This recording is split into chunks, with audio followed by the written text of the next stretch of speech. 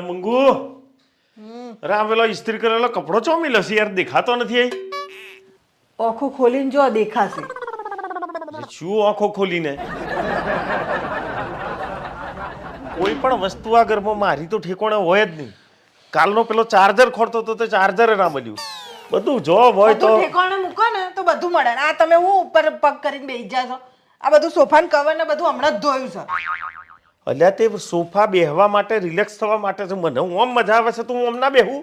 તો રિલેક્સ થવા માટે એનો મતલબ એવો થોડો કે છાતીએ પગ રાખીને બેસી જાવ તમે. અરે મને તો અમે ફાવે, હું તો અમે બેહું.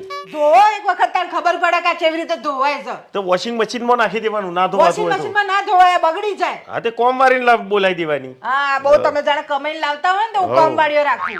તે કમાઈને લાવું છું તાણ તો ઘર ચાલે છે. હે હોશિયારી મારવાની ખોટી. ખજાનો લાવો છો ને કમાઈને.